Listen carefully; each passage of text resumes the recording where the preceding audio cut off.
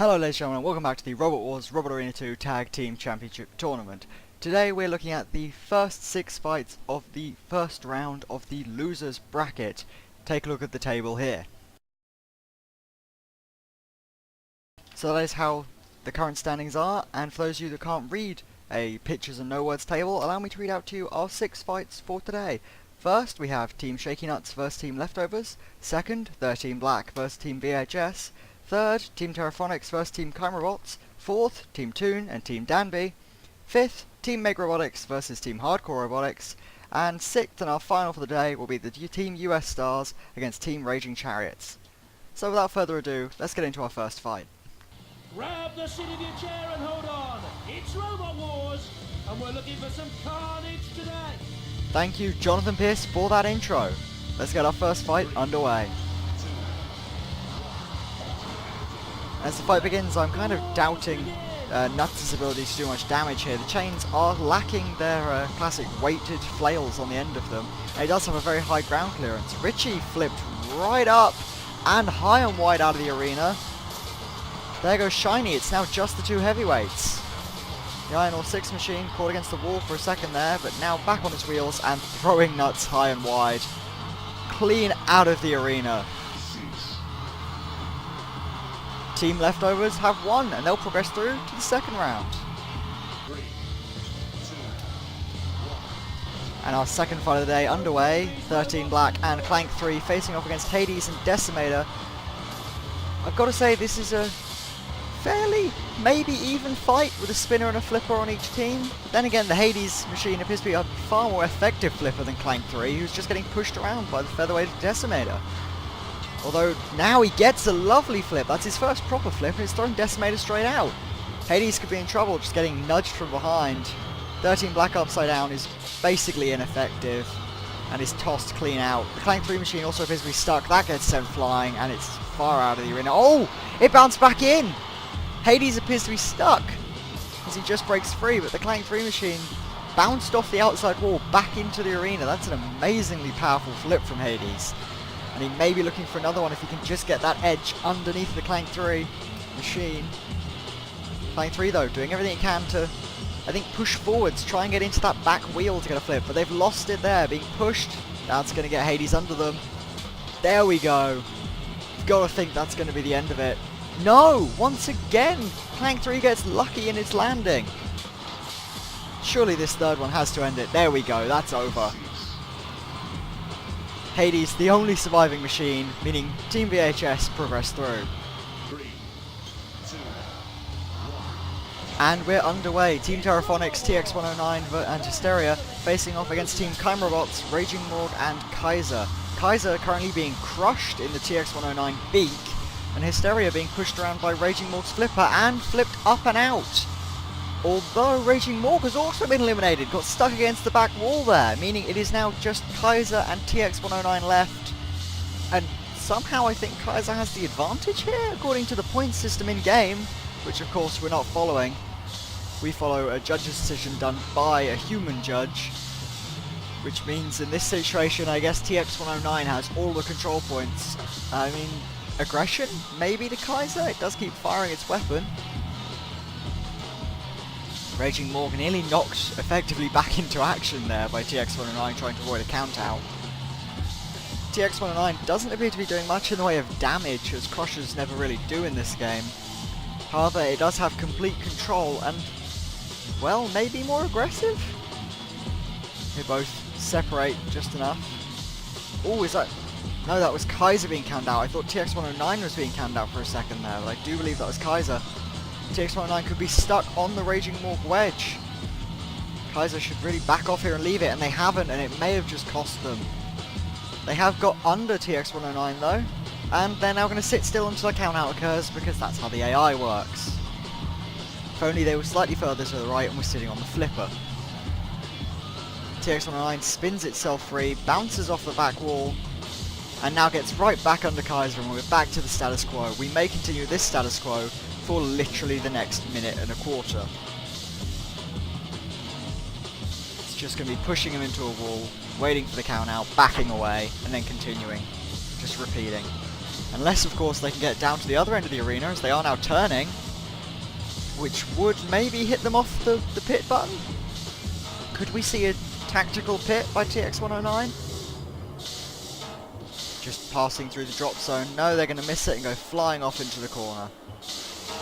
Just bouncing just to the edge of our screens there. Now off screen to that corner. What great viewing this is making for our audience. The longest fight of the day so far. A tiny lifter that can't really lift anything and is stuck under the crusher of a really ineffective crusher. They've separated again. They were so close. TX109 almost hit the pit button. I thought Kaiser was being counted out there, hence my silence. I was trying to listen for the counting out. Just pushing them around now off the circular saws, the angle grinders at the edge of the arena. Maybe now, if they can push just slightly further. Stop here onto the flipper, please. Someone get flipped to separate them. No. Kaiser, though, immobilized on the back wall 3 seconds for the end. Team Terraphonics go through. And we're underway with our fourth fight of the day here. It's Team Toon, TR2 and Tiny Toon facing off against Team Danby, Foxic and Hysteria 2. Right now, I think Team Danby maybe has the advantage?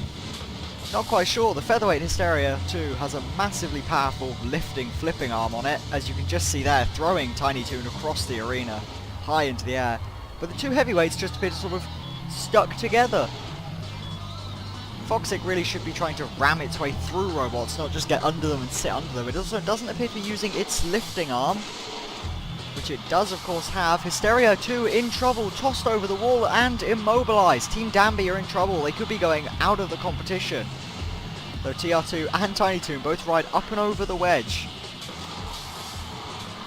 They do need to keep that wedge pointed forwards on Foxic.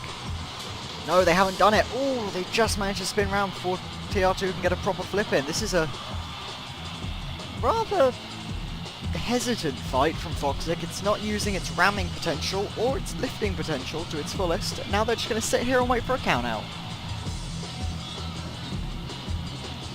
And the three back up in a conga line and then just continue to push around in circles, I guess. Foxic stopping under the TR2 machine once again. And again. This is going to be a lot of push and stop.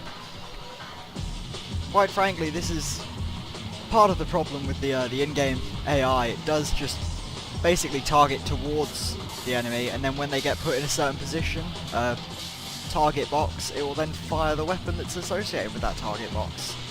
Sadly, it would appear Foxic 2 has no target box, and therefore does not use its lifting wedge. It is just the wedge, of course, that is supposed to lift on this variation of the Foxic machine, as opposed to the full arm that was seen on Foxic 3 in Robot Wars, and I believe the 4-bar lifter on the original Foxic. This fight is rather not actually that interesting to watch. Oh! Tiny Toon there gets a lift though. That's possibly the most interesting thing that's happened for a while. Tiny Toon eliminated, and Foxic then thrown up and over. Technically still mobile. If he can last 40 seconds, it will go to a judge decision. No, he can't. Team Toon are going through to the next round. Well, as we saw last round, one good flip can end a fight, and that's what Team Make Robotics we're looking for here, as Behemoth and Minimoth try to eliminate Last Rites and Suitcase Nuke, although the two heavy spinner bots do appear to be following the slightly less of the physics problems they had last round. There goes Last Rites though, with a little bit of a jump and tumble, I guess you could call it, as it's just throwing itself across the arena with that powerful spinner. Suitcase Nuke has now been flipped out by Behemoth, meaning it's now the two moths, if you could call them that, against, well, the largest spinner and arguably most deadly spinner in combat robotics today. Ooh, Behemoth sent flying by the blade. Minimoth now sent flying. Behemoth in trouble though, its health rapidly declining. Can it get a good flip in? Minimoth flips Behemoth. That's a miscommunication. Sent flying away by the spinner. Oh, the wedge has come off. The scoop has come off of Behemoth, leaving it really vulnerable to attack now as it tips over its own featherweight. This, as I was mentioning last time, is a fault of the AI. If anything gets into that action zone, if you want to call it that, or the smart zone by the weapon, it will fire. Behemoth looking in serious trouble. Its health is flashing critical at the top there. It'll only take a few good hits to completely immobilize it. And it's now on its side. Can it self-right? It can, almost getting caught on the pit there. Minimuth now thrown out by the last rights machine. It's going to be entirely up to a physics glitch, I believe, now to throw out the last rights. Behemoth not having its scoop, doesn't really have a lifting capacity or a flipping capacity at all. It's going to be these bumps and flips that last rights causes to itself that decide the fight. Like, will it gyro dance its way towards the pit, maybe? It doesn't this time. 1 minute left on the clock. Behemoth surprisingly surviving well, considering it's got no real armor on the front there after its scoop. Its main weapon and main defense gone. It's now almost flipped upside down, manages to salvage itself. Last Right's just tapping and bouncing. Not much control in the wheels of Last Right's. There we go. Oh, that could be trouble. We can't see where it's gone. No, yes we can. It's back. Back towards the centre slightly there. Not going over the wall this time, although it was close there for a second. For damage, this is definitely going to have to go to Team Hardcore Robotics and Last Rights. I mean, control might have gone to their machine, but I can't really tell on aggression. I mean, they've both been sort of equally aggressive. I think I would have to give this on damage to Team Hardcore Robotics on a judge's decision, which it does look like it's going to be, and that's cease called. Judge's decision. And the judges have of course decided to agree with the game in this instance. Team Hardcore Robotics did far more damage, did far more aggression, maybe? It depends how you score aggression, but control of course was the one factor going to Team Mega Robotics. But Team Hardcore Robotics progressed through to the next round. And up next is our All-American Americans, Salad Tosser and Spanky, the US stars, facing off against Typhoon 2 and Boner. Boner already thrown out by the spinning drum, and Typhoon 2 has already got himself stuck. And that's got to be it. Typhoon 2 must be counter-mobilized. Spanky has been. Typhoon 2, technically speaking, still mobile apparently, with its bouncing and dancing across the floor. I believe we had this problem in its last fight. I suppose we'll let this one sit and see how long it takes for Typhoon 2 to be counted immobilized. It's apparently down the bottom right corner. There we go. Team US Stars with a very quick win progress on to the next round. Well, ladies and gentlemen, that was all 6 of our fights today. I thought that went surprisingly quickly from my point of view. I'm not sure how long it was. We'll take a look when I go into editing it. But thank you for watching the first 6 fights of the losers bracket. Next time we'll have the next 6 fights of the first round of the losers bracket, and then we'll move on to the second round of the winners bracket. I'm going to alternate between them, or between the brackets, with each round.